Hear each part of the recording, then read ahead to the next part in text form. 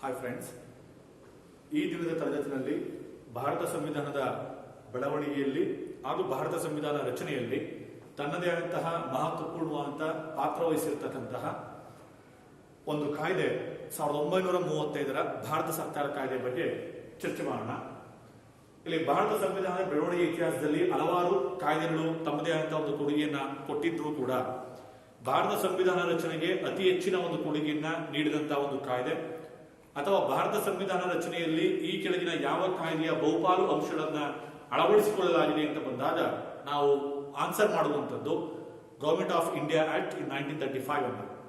ಆ ಹಿನ್ನೆಲೆಯಲ್ಲಿ ಈ ಒಂದು ಕಾಯ್ದೆ ಬಹಳಷ್ಟು ಪ್ರಾಮುಖ್ಯತೆಯನ್ನು ಇದು ಪಡ್ಕೊಂಡಿರೋದನ್ನ ನಾವು ಗಮನಿಸ್ತೇವೆ. ಈ ಒಂದು 35ರ ಕಾಯ್ದೆಯ ಒಂದು ಹಿನ್ನೆಲೆ ಬಂದಾಗ 1919ರ ಕಾಯ್ದೆಯ ನಂತರದಲ್ಲಿ ಬ್ರಿಟಿಷರು ಭಾರತದ ರಾಜ್ಯಾಂಗ ಸುಧಾರಣೆ ಬಗ್ಗೆ ಚರ್ಚೆ ಮಾಡಲಿಕ್ಕೆ ಬ್ರಿಟನ್ ನಲ್ಲಿ ಏನು ದುಂಡು ಮೇಜಿನ ಸಮ್ಮೇಳನವನ್ನು ಆಯೋಜನೆ ಮಾಡಿದ್ರು. 1930ರಿಂದ 32ರ ಅವಧಿಯಲ್ಲಿ 3 ದುಂಡು ಮೇಜಿನ ಸಮ್ಮೇಳನಗಳು ಜರುಗಿತು. ಈ 3 ದುಂಡು ಮೇಜಿನ ಸಮ್ಮೇಳನಗಳ ಒಂದು ನಿರ್ಣಯವನ್ನ ಕ್ರೋಢೀಕರಣ ಮಾಡಿ ಒಂದು ಶ್ವೇತ ಪತ್ರದ ಮೂಲಕವಾಗಿ ಬ್ರಿಟಿಷರು ಹೊರಡಿಸಿದಂತಹ ಒಂದು ಕಾಯ್ದೆಯೇ ಈ ಒಂದು ಭಾರತ ಸರ್ಕಾರ ಕಾಯ್ದೆ 1935. ಈ ಒಂದು ಕಾಯ್ದೆ ಹೊರಡಿಸಿದಂತಹ ಸಂದರ್ಭದಲ್ಲಿ ಈ ಒಂದು ಕಾಯ್ದೆ 324 ಸೆಷನ್ಗಳನ್ನ ಹಾಗೆ 10 ಅನುಸೂಚಿಗಳನ್ನ ಒಳಗೊಂಡಿರುವುದನ್ನ ನಾವು ಗಮನಿಸ್ತೇವೆ. ಜೊತೆಗೆ ಈಗಾಗಲೇ ಹೇಳಿದ ಹಾಗೆ ಸಂವಿಧಾನ ರಚನೆಯಲ್ಲಿ ಈ ಒಂದು ಕಾಯ್ದೆಯ ಬಹುಪಾಲು ಅಂಶಗಳನ್ನ ನಾವು ಅಳವಡಿಸಿಕೊಂಡಿರುವುದರಿಂದ ಇದನ್ನ ಪ್ರಮುಖವಾಗಿ ಅತಿ ಹೆಚ್ಚು ಕೊಡುಗೆ ಕೊಟ್ಟಂತ ಕಾಯ್ದೆ ಅಂತ ಕೂಡ ಪರಿಗಣಿಸಿದ್ದೀವಿ. ಆಗಿದ್ಮೇಲೆ ಈ ಒಂದು ಕಾಯ್ದೆಯ ಪ್ರಮುಖ ಮುಖ್ಯಾಂಶಗಳು ಏನೇನು ಅಂತೇಳಿ ಬಂದಾಗ ಇದರ ಮುಖ್ಯಾಂಶಗಳಿಗೆ ಬಂದ್ರೆ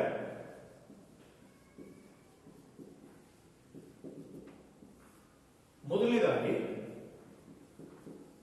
ಅಖಿಲ ಭಾರತ ಒಕ್ಕೂಟ ರಚನೆ. ಬ್ರಿಟಿಷ್ ಆಳ್ವಿಕೆ ಭಾರತದಲ್ಲಿ ನಾವು 2 ರೀತಿಯ ಪ್ರಾಂತ್ಯಗಳನ್ನ ಕಾಣ್ತಾ ಇದ್ದೀವಿ.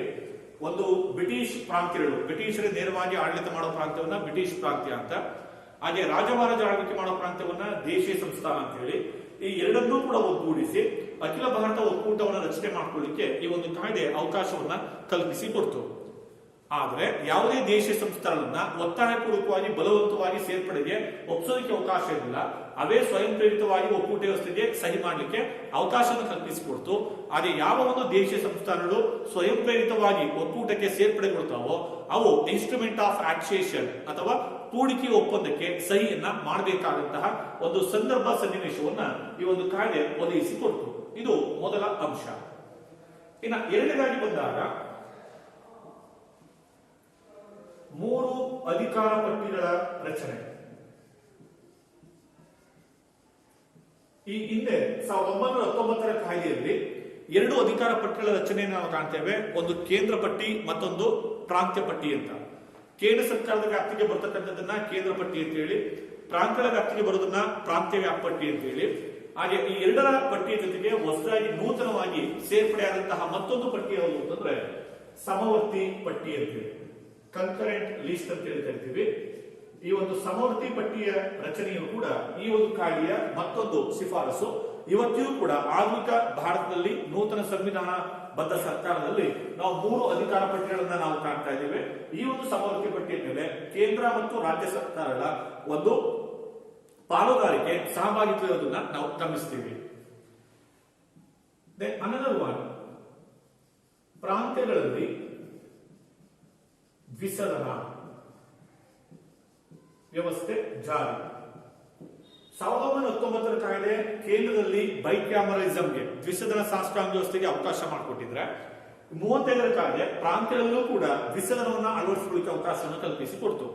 ಅಂದ್ರೆ ಇವತ್ತು ನಾವೇನು ವಿಧಾನಸಭೆ, ವಿಧಾನ ಪರಿಷತ್ ಅಂತ ರಾಜ್ಯದಲ್ಲಿ ನೋಡ್ತಾ ಇದೀವಿ, ಹಾಗೆ ಅವತ್ತಿಗೆ ಪ್ರಾಂತ್ಯಗಳು ಕೂಡ ಬ್ರಿಟಿಷ್ ಆಳ್ವಿಕೆಯ ಪ್ರಾಂತ್ಯಗಳಲ್ಲಿ ಟೋಟಲಿ 11 ಪ್ರಾವಿನ್ಸಸ್ ಇತ್ತು, 11 ಪ್ರಾಂತ್ಯ.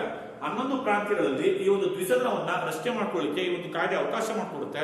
ಅದನ್ನ ನಾವು ಲೆಜಿಸ್ಲೇಟಿವ್ ಅಸೆಂಬ್ಲಿ ಅಂತೇಳಿ ಕರಿತೀವಿ, ಹಾಗೆ ಲೆಜಿಸ್ಲೇಟಿವ್ ಕೌನ್ಸಿಲ್ ಅಂತೇಳಿ ನಾವು ಕರಿತೀವಿ. ಈ ಒಂದು ದ್ವಿಸದನ ಶಾಸಕಾಂಗ ವ್ಯವಸ್ಥೆಗೆ ಅವಕಾಶ ಮಾಡಿಕೊಟ್ಟ ಸಂದರ್ಭದಲ್ಲಿ 11 ಪ್ರಾಂತ್ಯದಲ್ಲೂ ಕೂಡ ಈ ಒಂದು ದ್ವಿಸದನ ಶಾಸಕಾಂಗ ವ್ಯವಸ್ಥೆ ಜಾರಿಯಾಗುವುದಿಲ್ಲ. ಕೇವಲ 6 ಪ್ರಾಂತ್ಯಗಳು ಮಾತ್ರ ಇದನ್ನ ಅಳವಡಿಸಿಕೊಳ್ತವೆ. ಇನ್ನು ಉಳಿದ 5 ಪ್ರಾಂತ್ಯಗಳಲ್ಲಿ ಏಕಸದನ ಶಾಸಕಾಂಗ ವ್ಯವಸ್ಥೆಯ ಮುಂದುವರೆದನ್ನ ನಾವು ಗಮನಿಸ್ತೇವೆ.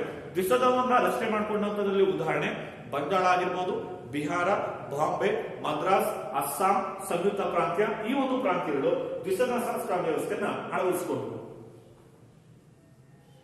ಫೋರ್ತ್ ಒನ್, ಪ್ರಾಂತ್ಯಗಳಲ್ಲಿನ ದ್ವಿಸರ್ಕಾರ ಪದ್ಧತಿ ರದ್ದು. ದ್ವಿಸರ್ಕಾರ ಅಥವಾ ದ್ವಿ ಆಡಳಿತ, ದ್ವಿಪ್ರಭುತ್ವ ಅಥವಾ ಡೈರಾಕಿ ಅಂತ ನಾವೇನ್ ಕರಿತೇವೆ, ಈ ಒಂದು ಸಿಸ್ಟಮ್ 1919 ಕಾಯ್ದೆ ಪ್ರಕಾರ ಪ್ರಾಂತ್ಯಗಳಲ್ಲಿ ಅನುಷ್ಠಾನಗೊಂಡಿತ್ತು. ಈಗಾಗಲೇ ಜಾರಿಗೂ ಕೂಡ ಆಗಿತ್ತು. ಆದರೆ ಈ ಒಂದು ಕಾಯ್ದೆ, ಈ ಒಂದು ದ್ವಿಸರ್ಕಾರ ಪದ್ಧತಿ ಪ್ರಾಂತ್ಯಗಳಲ್ಲಿ ಏನಿದೆ ಅದನ್ನ ರದ್ದುಪಡಿಸಬೇಕು, ಮುಂದುವರಿಸಬಾರದು ಅನ್ನೋ ಒಂದು ಅಂಶವನ್ನ ಈ ಕಾಯ್ದೆಯಲ್ಲಿ ಉಲ್ಲೇಖ ಮಾಡುವುದನ್ನ ನಾವು ಗಮನಿಸ್ತೇವೆ. ಆ ಮೂಲಕವಾಗಿ ಪ್ರಾಂತ್ಯಗಳಲ್ಲಿ ಬಂದಂತಹ ಈ ಒಂದು ವ್ಯವಸ್ಥೆ ಈ ಒಂದು 35ರ ಕಾಯ್ದೆ ಪ್ರಕಾರ ರದ್ದಾಗಿರುವುದನ್ನ ನಾವು ಗಮನಿಸ್ತೇವೆ. ಫಿಫ್ತ್ ಒನ್, ಕೇಂದ್ರದಲ್ಲಿ ದ್ವಿಸರ್ಕಾರ ರಚನೆಗೆ ಶಿಫಾರಸು. ಪ್ರಾಂತ್ಯಗಳಲ್ಲಿ ಇದ್ದಂತಹ ಈ ಒಂದು ಪದ್ಧತಿಯನ್ನ ರದ್ದತಿಗೊಳಿಸಿ ಕೇಂದ್ರದಲ್ಲಿ ದ್ವಿಸರ್ಕಾರ ಪದ್ಧತಿಯನ್ನು ಅನುಷ್ಠಾನಗೊಳಿಸಬೇಕು ಅಂತೇಳಿ ಇದು ಶಿಫಾರಸನ್ನ ಮಾಡುತ್ತೆ. ಬಟ್ ಅದು ಶಿಫಾರಸನ್ನೇ ಉಳ್ಕೊಳ್ಳುತ್ತೆ, ಅದು ಅನುಷ್ಠಾನಕ್ಕೆ ಬರುವುದಿಲ್ಲ. ಇಲ್ಲಿ ದ್ವಿಸರ್ಕಾರ ಪದ್ಧತಿಯಲ್ಲಿ ನಾವು 2 ರೀತಿಯ ಸಬ್ಜೆಕ್ಟ್ ಅನ್ನು ನೋಡ್ತೇವೆ. ಒಂದು ವರ್ಗಾಯಿಸಲ್ಪಟ್ಟ ವಿಷಯಗಳು ಮತ್ತು ಮೀಸಲು ವಿಷಯಗಳು ಅಂತೇಳಿ ನೋಡ್ತೇವೆ. ಮೀಸಲು ವಿಷಯಗಳ ಒಂದು ಜವಾಬ್ದಾರಿಯನ್ನ ಸಂಬಂಧಪಟ್ಟ ಹಾಗೆ ನಾವು ಬಂದಾಗ ಅವತ್ತು ವೈಸ್ರಾಯ್ ನೇತೃತ್ವದ ಕಾರ್ಯಕಾರಿ ಮಂಡಳಿ ಏನಿದೆ ಅದು ಅದನ್ನ ನೋಡ್ಕೊಳ್ಬೇಕಾಗುತ್ತೆ. ಹಾಗೆ ವೈಸ್ರಾಯ್ ನೇತೃತ್ವದ ಮಂತ್ರಿಮಂಡಲ ಏನಿದೆ ಅದು ವರ್ಗಾಯಿಸಲ್ಪಟ್ಟ ವಿಷಯವನ್ನು ನೋಡ್ಕೊಳ್ಬೇಕು ಅಂತೇಳಿ ಈ ಒಂದು ಸಿಸ್ಟಮ್ ಹೇಳುತ್ತೆ. ಬಟ್ ಆದ್ರೆ ಕಾರಣಾಂತರಗಳಿಂದ ಕೇಂದ್ರದಲ್ಲಿ ದ್ವಿಸರ್ಕಾರ ಪದ್ಧತಿ ರಚನೆ ಆಗುವುದಿಲ್ಲ, ಶಿಫಾರಸಾಗಿನೇ ಉಳ್ಕೊಳ್ತು. ಸಿಕ್ಸ್ತ್ ಒನ್, ಪ್ರಾಂತ್ಯಗಳಿಗೆ ಸ್ವಾಯತ್ತತೆ, ಪ್ರಾವಿನ್ಷಿಯಲ್ ಅಟಾನಮಿ. ಅವತ್ತಿಗೆ ಕೇಂದ್ರ ಮತ್ತು ಪ್ರಾಂತ್ಯಗಳ 2ರ ಆಡಳಿತ ಬ್ರಿಟಿಷರ ಅಧೀನದಲ್ಲೇ ಇತ್ತು. ಆದರೆ ಈ ಒಂದು ಕಾಯ್ದೆಯಲ್ಲಿ ಅವರು ಸ್ಪಷ್ಟಪಡಿಸಿದ್ದೇನು ಅಂದ್ರೆ ಕೇಂದ್ರದ ಆಡಳಿತವನ್ನ ತಮ್ಮ ಒಂದು ಮೇಲ್ವಿಚಾರಣೆಯಲ್ಲೇ ಮುಂದುವರಿಸತಕ್ಕಂಥದ್ದು, ಆದರೆ ಪ್ರಾಂತ್ಯಗಳ ಆಡಳಿತವನ್ನ ಭಾರತೀಯರಿಗೆ ನಾವು ಬಿಟ್ಕೊಡ್ತೇವೆ ಅನ್ನೋ ಹಿನ್ನೆಲೆಯಲ್ಲಿ ಪ್ರಾಂತ್ಯಗಳಿಗೆ ಸಂಪೂರ್ಣವಾದಂತಹ ಸ್ವಾತಂತ್ರ್ಯವನ್ನ ಅಥವಾ ಸ್ವಾಯತ್ತತೆಯನ್ನ ಈ ಒಂದು ಕಾಯ್ದೆ ಕಲ್ಪಿಸಿಕೊಡ್ತು. ಇದನ್ನ ನೇರವಾಗಿ ಕೂಡ ಪ್ರಶ್ನೆ ಕೇಳಿದ್ದಾನೆ. ಪ್ರಾಂತ್ಯಗಳಿಗೆ ಸ್ವಾಯತ್ತತೆಯನ್ನ ನೀಡಿದ ಕಾಯ್ದೆ ಯಾವುದು ಅಂತ ಕೇಳಿದಾನೆ. ಅಲ್ಲಿ 1909, 1919, 1935, 1947 ಅಂತ ಹೇಳಿಕೊಟ್ಟಿದ್ದಾನೆ.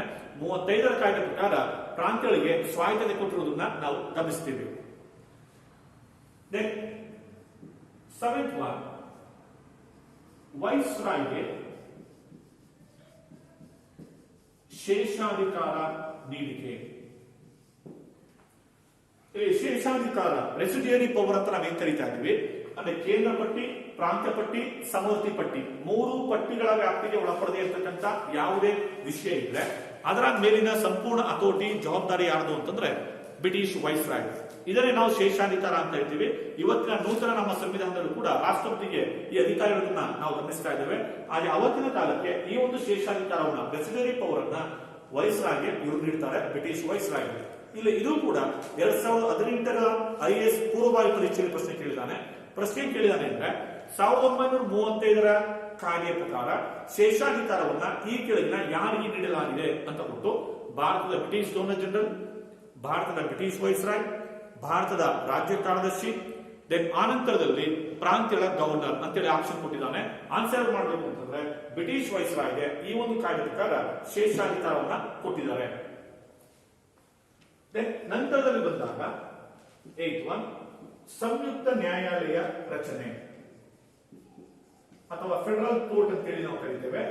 ಕೇಂದ್ರ ಮತ್ತು ರಾಜ್ಯಗಳ ನಡುವಿನ ವಿವಾದವನ್ನ ಬಗೆಹರಿಸೋದಕ್ಕೆ ಸಂಬಂಧಪಟ್ಟ ಹಾಗೆ ಒಂದು ಸಂಯುಕ್ತ ನ್ಯಾಯಾಲಯ ಅಥವಾ ಫೆಡರಲ್ ಕೋರ್ಟ್ ಅನ್ನು ಕೂಡ ರಚನೆ ಮಾಡ್ಕೊಳ್ಳಿಕ್ಕೆ ಈ ಒಂದು ಕಾಯ್ದೆ ಅವಕಾಶವನ್ನ ಕಲ್ಪಿಸಿ ಕೊಡ್ತು. ಪ್ರಾಂತ್ಯಗಳಲ್ಲಿ ಲೋಕಸೇವಾ ಆಯೋಗಗಳ ರಚನೆ.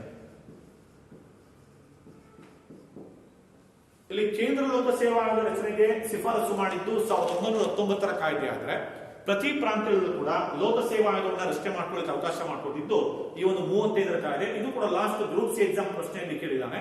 ಈ ಕೇಳಿದ ಯಾವ ಕಾಯ್ದೆ ಅನುಸಾರವಾಗಿ ಪ್ರಾಂತ್ಯಗಳಲ್ಲಿ ಲೋಕಸೇವಾ ಆಯೋಗಗಳು ಅಸ್ತಿತ್ವಕ್ಕೆ ಬಂದಿವೆ ಅಂತ ಪ್ರಶ್ನೆ ಕೇಳಿದ್ದಾನೆ. 1935ರ ಭಾರತ ಸರ್ಕಾರ ಕಾಯ್ದೆ ಪ್ರತಿ ಪ್ರಾಂತ್ಯದಲ್ಲೂ ಕೂಡ ಲೋಕಸೇವಾ ಆಯೋಗ ರಚನೆಗೆ ಅವಕಾಶ ಕಲ್ಪಿಸಿಕೊಡ್ತು. ಇವತ್ತಿಗೆ ನಾವೇನು ಪ್ರತಿ ರಾಜ್ಯದಲ್ಲಿ ಪಬ್ಲಿಕ್ ಸರ್ವಿಸ್ ಕಮಿಷನ್ ನೋಡ್ತಾ ಇದೀವಿ. ಹಾಗೆ ಅವತ್ತಿನ ಕಾಲಕ್ಕೆ ಎವ್ರಿ ಪ್ರಾವಿನ್ಸಸ್ ಅಲ್ಲಿ ಈ ಒಂದು ಪಬ್ಲಿಕ್ ಸರ್ವಿಸ್ ಕಮಿಷನ್ ರಚನೆಗೆ 35ರ ಕಾಯ್ದೆ ಅವಕಾಶವನ್ನು ಕಲ್ಪಿಸಿಕೊಟ್ಟಿದೆ. RBI ಸ್ಥಾಪನೆ, ರಿಸರ್ವ್ ಬ್ಯಾಂಕ್ ಆಫ್ ಇಂಡಿಯಾ. ನಾವು ಭಾರತೀಯ ರಿಸರ್ವ್ ಬ್ಯಾಂಕ್ ಅಂದ ತಕ್ಷಣ ಸ್ವಾತಂತ್ರ್ಯ ನಂತರದಲ್ಲಿ ಇದು ಅಸ್ತಿತ್ವಕ್ಕೆ ಬಂದಿದೆ ಅಂತ ನಾವು ಅನ್ಕೋತೇವೆ. ಆದರೆ reserve bank of India before independent ಅಲ್ಲಿ ಅಸ್ತಿತ್ವಕ್ಕೆ ಬಂತು. 1935ರ ಕಾಯ್ದೆ ನೋಡುವ ಹಾಗೆ 35ರಲ್ಲೇ ಈ ಒಂದು ಭಾರತೀಯ ರಿಸರ್ವ್ ಬ್ಯಾಂಕ್ ಅಸ್ತಿತ್ವಕ್ಕೆ ಬಂದಿರುವುದು ನಾವು ಗಮನಿಸ್ತೇವೆ. ಹಾಗೆ 35ರಲ್ಲಿ ಇದು ಅಸ್ತಿತ್ವಕ್ಕೆ ಬಂದಾಗ ಅದರ ಮೊದಲ ಗವರ್ನರ್ ಆಗಿ ನೇಮಕಾದಂತವರು ಯಾರು ಅಂತಂದ್ರೆ ಓಸ್ವಾರ್ನೆ ಸ್ಮಿತ್ ಅಂತಕ್ಕಂಥವರು ಅದರ ಪ್ರಥಮ ಗವರ್ನರ್ ಆಗಿ ನೇಮಕಾದಿದ್ದನ್ನು ನಾವು ಗಮನಿಸ್ತೇವೆ. ಹಾಗೆ ಸ್ವಾತಂತ್ರ್ಯ ನಂತರ 47ರ ನಮಗೆ ಸ್ವಾತಂತ್ರ್ಯ ಬಂದಾಗ, ಸ್ವಾತಂತ್ರ್ಯ ನಂತರ ಸ್ವತಂತ್ರ ಭಾರತದ ಮೊದಲ RBI ಗವರ್ನರ್ ಅಂತ ಬಂದಾಗ CD ದೇಶ್ಮುಖ್ ಅಂತೇಳಿ ಕರಿತೀವಿ. ಹಾಗೆ ಪ್ರೆಸೆಂಟ್ ಗವರ್ನರ್ ಆಫ್ RBI ಅಂತೇಳಿ ಬಂದಾಗ ಶಕ್ತಿಕಾಂತ್ ದಾಸ್ ಅಂತೇಳಿ ನಾವು ಕರಿತೇವೆ. ಈ ನಿಟ್ಟಿನಲ್ಲಿ RBI ಕೂಡ 35ರ ಕಾಯ್ದೆ ಪ್ರಕಾರವೇ ಅಸ್ತಿತ್ವಕ್ಕೆ ಬಂದಿರುವುದು. Another one, ವೈಸ್ರಾಯ್ಗೆ ಕಾರ್ಯಾಂಗ ಅಧಿಕಾರ. ಅಂದ್ರೆ ಇವತ್ತಿಗೆ ದೇಶದ ಆಡಳಿತ ರಾಷ್ಟ್ರಪತಿ ಹೆಸರು ನಡೆಯುತ್ತೆ. ರಾಷ್ಟ್ರಪತಿ one of the chief of central executive ಅಂತ ಹೇಳಿ ಕರಿತೀವಿ. ಹಾಗೆ ಅವತ್ತಿನ ಕಾಲಕ್ಕೆ ದೇಶದ ಸಂಪೂರ್ಣ ಆಡಳಿತ ವೈಸ್ರಾಯ್ಗೆ ಸೇರಿತ್ತು. ಕಾರ್ಯಾಂಗಕ್ಕೆ ಸಂಬಂಧಪಟ್ಟಂತಹ ಸಂಪೂರ್ಣ ಜವಾಬ್ದಾರಿ ಬ್ರಿಟಿಷ್ ವೈಸ್ರಾಯ್ ಆಗಿತ್ತು. ಈ ನಿಟ್ಟಿನಲ್ಲಿ ಇವತ್ತಿನ ರಾಷ್ಟ್ರಪತಿಯ ಸ್ಥಾನವನ್ನ ಅವತ್ತು ಬ್ರಿಟಿಷ್ ವೈಸ್ರಾಯ್ ಅಲಂಕರಿಸಿದ್ದನ್ನ ನಾವು ಗಮನಿಸ್ತೇವೆ. ಇವು ಈ ಒಂದು 35ರ ಕಾಯ್ದೆಯಲ್ಲಿ ಬಂದಂತಹ ಪ್ರಮುಖ ಮುಖ್ಯಾಂಶಗಳು ಅಂತೇಳಿ ನಾವು ಕರಿತೇವೆ. ಇದರಲ್ಲಿ ಪ್ರಾಂತ್ಯದ ಸ್ವಾಯತ್ತತೆ ಬಗ್ಗೆ, ಪ್ರಾಂತ್ಯದಲ್ಲಿ ದ್ವಿಸದನದ ಬಗ್ಗೆ, ಹಾಗೆ RBI ಸ್ಥಾಪನೆ ಬಗ್ಗೆ, ಲೋಕಸೇವಾ ಆಯೋಗದ ಬಗ್ಗೆ, ಶೇಷಾಧಿಕಾರದ ಬಗ್ಗೆ ನೇರವಾಗಿ ಪ್ರಶ್ನೆಗಳನ್ನ ಕೇಳುವುದನ್ನ ನಾವು IAS ಮತ್ತು KS ಎಕ್ಸಾಮ್ಗಳಲ್ಲಿ ನಾವು ಗಮನಿಸ್ತೇವೆ. ಹಾಗೆ ಈ ಒಂದು ಕಾಯ್ದೆಯ ಶಿಫಾರಸನ್ನು ಕುರಿತಂತೆ ಕೆಲವರು ತಮ್ಮದೇ ಆದಂತ ಒಂದು ಹೇಳಿಕೆಯನ್ನು ಕೂಡ ಕೊಟ್ಟಿದ್ದಾರೆ. ಅದನ್ನು ಕೂಡ ಪರೀಕ್ಷೆಯಲ್ಲಿ ಪ್ರಶ್ನೆ ಕೇಳಿದ್ದಾನೆ. ಎಕ್ಸಾಂಪಲ್ ನಾವು ನೋಡಿದಾಗ ಜವಾಹರ್ಲಾಲ್ ನೆಹರೂರವರು ಈ ಒಂದು ಕಾಯ್ದೆ ಶಿಫಾರಸನ್ನು ಕುರಿತಂತೆ ಗುಲಾಮಗಿರಿತನದ ಹೊಸ ಸನ್ನದು, ನ್ಯೂ ಚಾರ್ಟರ್ ಆಫ್ ಸ್ಲೇವರಿ ಅಂತೇಳಿ ಒಂದು ಸ್ಟೇಟ್ಮೆಂಟ್ ಕೊಟ್ಟಿದ್ದಾರೆ. ಇದು ಲಾಸ್ಟ್ 2018 FDA ನಲ್ಲಿ ಈ ಪ್ರಶ್ನೆಯನ್ನ ಕೇಳಿದ್ದಾನೆ.